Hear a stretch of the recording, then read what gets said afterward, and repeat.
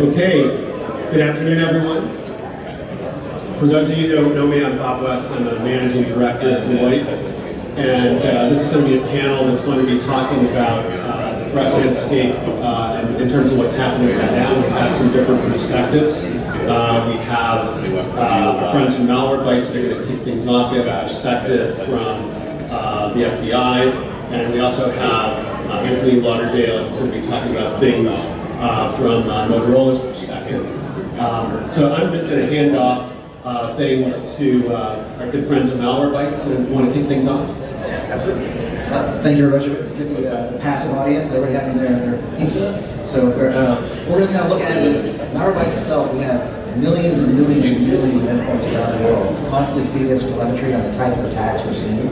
So we're going to look at it, we're going to kind of keep with the theme of show and not tell, to show you some of the data that we're seeing as far as what the attack vectors are really using. So what we're seeing, cryptocurrency, Trojans, backdoors, the trends we've seen in the last couple of months and how it's changed, especially how it's changed in relation to the way Bitcoin currency has gone up and gone down. You'll see very much that the way people are using the attacks and what they're using them for, opposed to steal data or steal money, or actually steal the processor time and the bandwidth of your machines. So I'm Adam Yates, I'm with Malwarebytes. The top attack vectors we've seen in the past and how people are getting in, whether it's hijacking machines, phishing, ransomware, what they're actually doing next is what we're going to be talking about today and look at the data of. So what we're seeing right now these are the top attack vectors from the data. I'm going to dive into the data in just a second and then get to the panel so we can see get to the more interesting questions. But at a very high level, seeing we think of these attacks from a ransomware perspective, from backdoors, from people stealing money, getting access. We're seeing a huge increase of attackers that are just trying to take control of their machines, to use the spare cycles, to use it for Bitcoin mining, to turn around and build networks of Bitcoin mining machines, and then resell those machines and bandwidth to other people that are looking to mine currency. So we're seeing millions and millions of attacks this year. The traditional delivery mechanisms are all applied, so whether we're talking about Trojans or phishing attacks or malware coming through all your normal means. But this is not to destroy the machines or even to take control of it and use it for further attacks. This is to actually own your machine over a period of time and use it for cryptocurrency mining. Now, obviously, we're seeing a huge increase. We'll look at this is kind of a summarization of the data itself.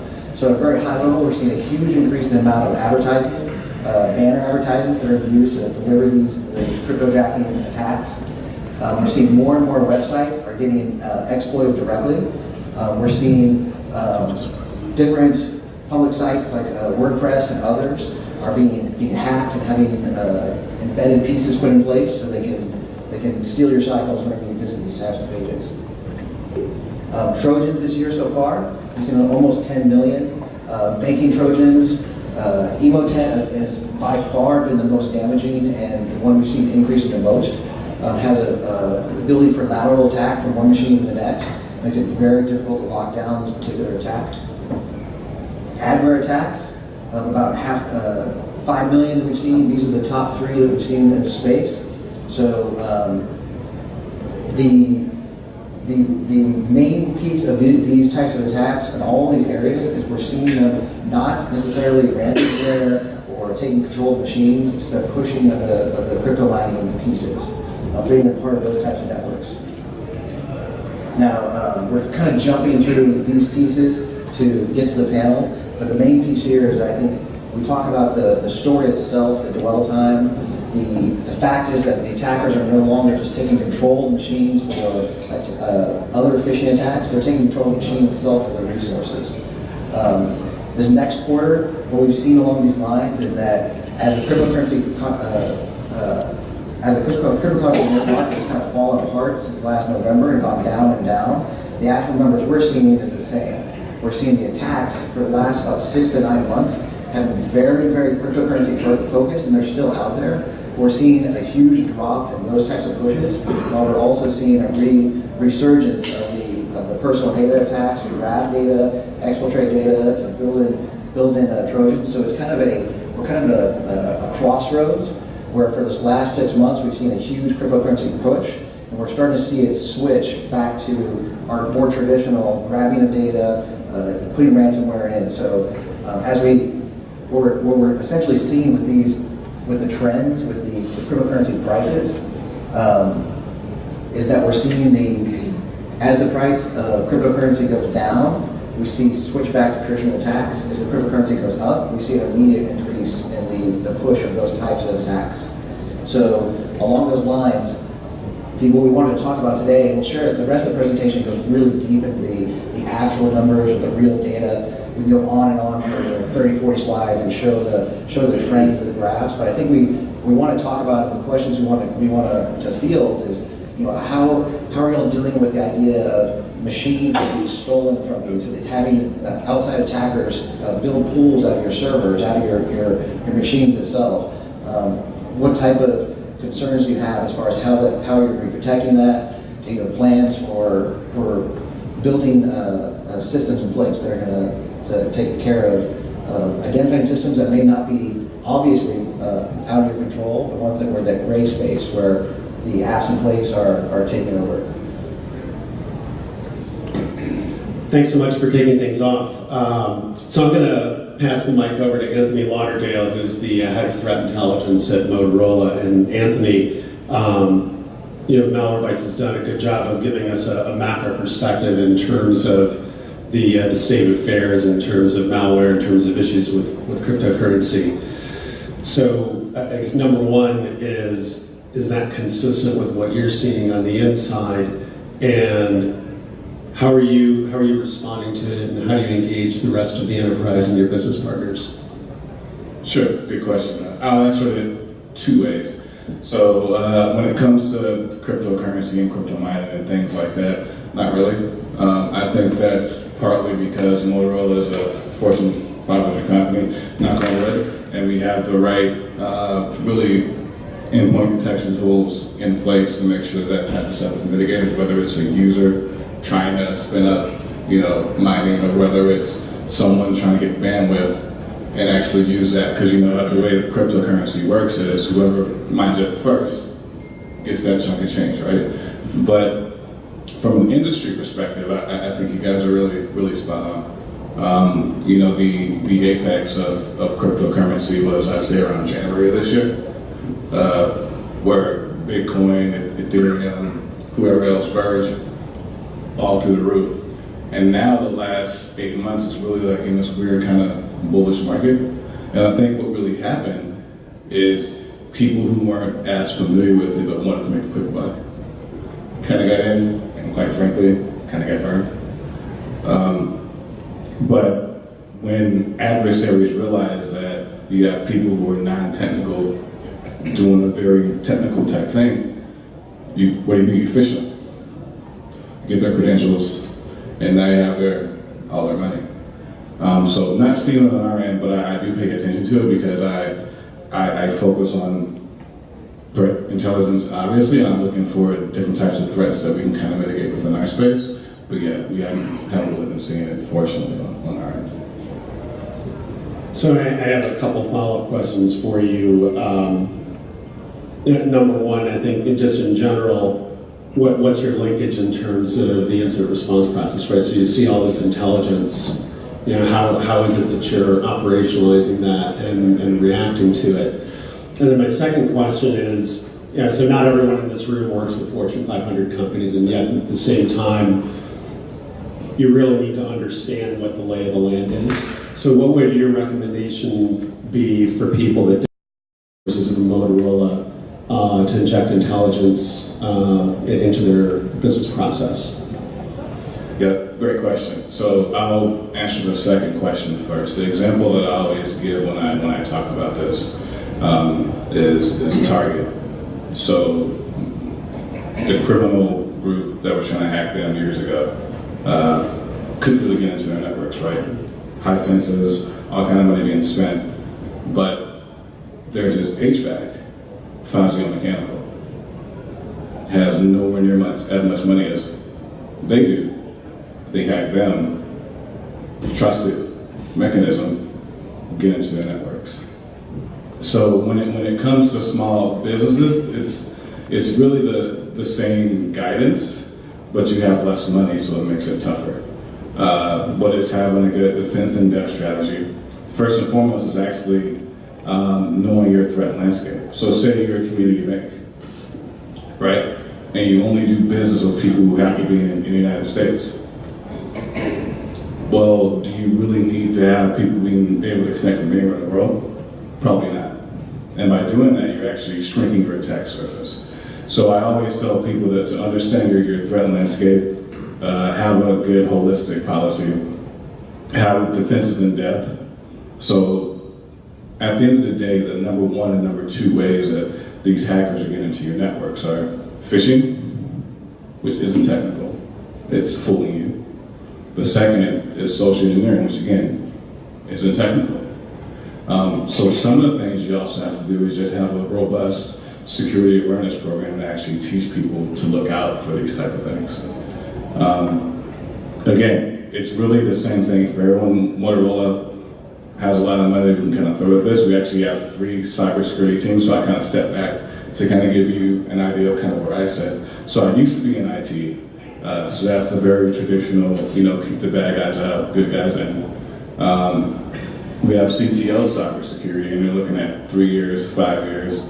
Like, can we be using Bitcoin, blockchain, secure auth, whether it's on the business side or, to our customers. And where I sit, I'm the head of threat intelligence for products and services. And the way to think about that is the Jeep example from the last presentation. We don't want to be the next Jeep, for lack of better words, right? So we're stepping out into this new area and saying, let's make sure that our products and our services are secure out of the box. And say so Spectrum meltdown, right? Shit show. We want to make sure that when these vulnerabilities come out, we're actually pushing proper guidance to the products and to the services team to make sure they actually patch them. We also want to make sure we're pushing out the right guidance to our customers to make sure that they know what to do within their environments. So I don't sit in corporate IT. I'm kind of more, I call it the offensive side. So much more customer facing. I talk to sales, marketing, legal, product managers, developers. So I can go from very non-technical conversation with sales. Hey, we just talked to this customer. They're looking for this type of offering. Do we have that? If not, is there something we can do?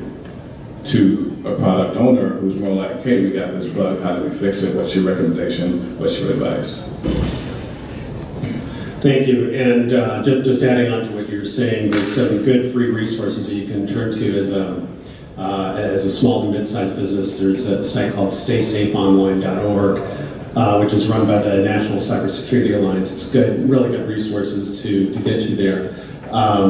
So I want to pass this along to our good friends at the FBI, and I would start it. I remember, I don't know the current statistics, but about 5 years ago, I remember that the FBI was informing about 3,000 U.S. companies each year that they were compromised, and that was the first time they were hearing about it. So my first question is, are you seeing about the same level of compromise? Is it increasing, decreasing? And then how do you partner with businesses to make sure that you're addressing these emerging and persistent threats? Yes, I think the threats are still present with a trend on the uptick. That what we are seeing is there's a shift in the type of targeting that's done. I know I was here yesterday as well, and it seems like phishing is this old idea that is still terribly, terribly successful. Because, especially for a large corporation, all it takes is one click, one person to download something, and it can affect the entire network. Ransomware is great for that. WannaCry was spread that way, and it shut down some big companies through that. It was one person compromising and bring it into a healthcare environment, log in, and then it affects everybody. So yeah, we're seeing about the same trends. What's shifted is we tend to focus on where there's actually a loss, where we can go after prosecution.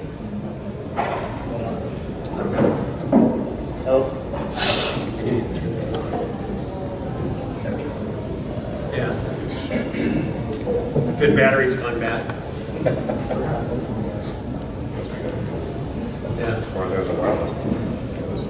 So we're seeing a shift in the targeting. Targets that used to be larger businesses are trying to get in. We're seeing a lot more intellectual property theft, which is, it's harder to put a dollar amount on. We're also seeing what we call business email compromise. We just had a big operation called Operation Wire this year, where we arrested 72 individuals, 42 in the United States, another 20-some in Nigeria, and a big amount of the focus on that was people that transmit money regularly through email. So the big target was real estate companies, where small real estate companies, even mid-sized real estate companies, a lot of the closing communications are done via email, and once you're in there, you can just create a fraudulent communication. The person who's sending the money begins to think, oh, this is the real person. You just send all the emails from the real person to the trash, and so the real person's never seen it, and then you just say, hey, send it over here to this account instead of the real account. And in the amount of, since we started monitoring this in 2013, $12 billion have been taken from the United States of America that way. So it's a big threat. Yeah. So the threats are staying the same, right? It's not getting easier. What is your counsel to the companies and organizations that you're working with to not just respond to these issues because it's going to happen, but what are the things that you're communicating to your stakeholders to stay safe or minimize the damage when bad things happen? Well, first and foremost, we're trying to be ahead of the game. We're trying to get out there and let people know. I mean, this is a great venue for that. But we're also doing the same in local businesses. We go over to John Deere and Caterpillar, all the big businesses in the area we go to. We do that at a nationwide level, letting people know about some of the threats, especially if they're targeted specifically. We get some intelligence that's happening, we let them know ahead of time. And the other thing is having a plan. Even if you don't think you're a target, you'd be surprised. Because at worst, you probably have personal information on your system that would be valuable to somebody. So have a plan. Be prepared, backup, ransomware is a big thing, but the phishing scams, being prepared for that, and then just having a plan and get a hold of us right away, because there are unique kind of things that we can do in coordination with other law enforcement across the world that is very time sensitive to prevent a money transfer maybe from happening. But that's a very time sensitive thing. And get a hold of us sooner rather than later. Yeah. So just going down that path. So I was doing some consulting a couple of years ago with a Fortune 500 company, and there was the spear phishing was getting much more aggressive at the time. And one of the things that was happening was that there were targets. So, for example, there'd be an email that was supposed to be coming from the CEO to the CFO or someone in Treasury or someone in human resources. So the email to the CFO would be, hey, we have to get these funds to one of our business partners yesterday, right? And here's where you need to send it. Or there was an email that was going to the head of human resources, hey, we need to get all the W-2s gathered up. Please send it ASAP, right? So thankfully I had come in the week before all these emails started to say, hey, be aware, and thankfully the leadership team was in fact aware that this was happening, and they were questioning the emails, were they in fact authentic? But there's a large number of companies that don't benefit from that. So my question to you is, do you do sessions for leadership teams or companies to make sure that they understand the threats that are there? Yes. For example, our counterpart, there's a cyber agent over on the Omaha side. I'm not going to get to the breakdown of the FBI and the divisions, but there's another agent out of Davenport that's going to be giving a presentation for the Quad City Chamber of Commerce here next month. And he's going to talk specifically to small businesses about that type of thing, which is, you brought up a very common, very, very common threat, and very successful. Yeah. So businesses are going to get in trouble. right? What's the first thing they should do in terms of engaging the FBI? So we don't do, we're not an incident response. We're not gonna fill that gap for you guys. It's unfortunate. We don't have the keys to ransomware. That's the kind of thing that, you know, it's, we suggest not paying it, but I also totally understand why somebody might be entertained to do so.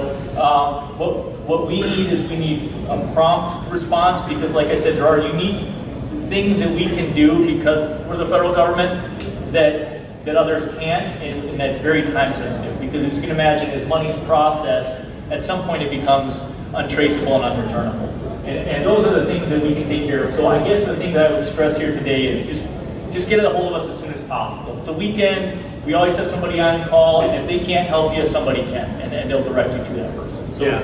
prompt response at stress. Yeah, the other thing that I've gotten counsel from your peers in the FBI is, you know, don't wait to contact the FBI until an emergency happens, right? And establish relationships beforehand, because if you just reach out to the FBI out of the blue, it's going to be about who, right?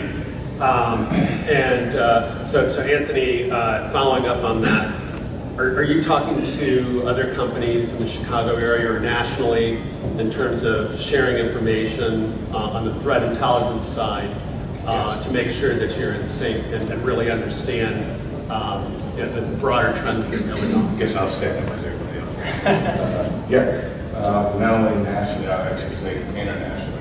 We're a global company, so you know threats that our counterparts and our business partners in Australia may be different from what our UK Home Office is seeing, maybe different from what we're seeing in the United States. So definitely share data as quickly as we can, and we also obviously do partner with the government. So there are times where we'll fly out to DC and have those type of meetings as well. I'm personally of a school of thought to share information as early and as soon as possible and often. So whenever I do talk to our partners, whether it's a business partner or the government or whoever, I always tell them communicate. I'd rather you over communicate with me than assume that I know something. And you can send me some IOCs that I could run an endpoint detection tool to find something. So we really do have good relationships, luckily, with our partners, and that really does help to mitigate some of the stuff that we're seeing. Yeah. So back to our folks from Malwarebytes. So, you know, regrettably, not everyone in your case is a Malwarebytes customer, but you're seeing a whole lot of things that are out there that typical customer or group that's sharing information sees. So, are there mechanisms that you use to communicate outside of your customer base to make sure that people can benefit from what you're seeing? Yeah, absolutely. So the without a doubt, it's get your instances packaged together and share them with your providers. When you have things happen that come through, absolutely raise those tickets back to whoever you're using, whether it's Malwarebytes or anyone else. The research teams for all of our companies, we dig through that stuff. We work with partners. We make sure that we work those into the new solutions. So behind the scenes, there's groups where we share the information across the industry and make sure that we can recognize these new threats. Overall, to echo these gentlemen, the threats are real. What we're seeing from our team is that the last about 6 to 9 months has been a wave of cryptojacking that is starting to crest and fall.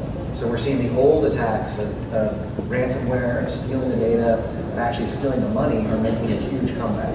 So we kind of got a pause for the last 6 to 9 months as people weren't trying just to steal your machines, they were trying to use them. And we're seeing that wave fall, and it's going to come right back to the traditional attacks. So make sure as the attacks happen that you package what's happening, machines that were hit, the communication mechanisms that are used, and get those to your providers and get them to the proper authorities to help you. Wonderful. John, do we have time for a question, or do we need to wrap it up? Well, I think we should wrap it up. We can probably take one more question. Okay. Just make sure one you question? please project so that we're recording all these sessions. Yeah, absolutely. Questions from the audience? I have a question. With the real estate scan we were going, did you find that that was an internal job, or did bad operators just see it? So I was talking to another person about this earlier. There's so much information available that people put on the internet as a way of selling ourselves, advertising our services, employment-wise, that it's easy to target and spoof. So you'll sometimes see an email address that is almost the exact same as the CEO's, only instead of an O, it's a 0. Or there's an S at the end of some word that already has an S at the end. Things that are deceptive in that way.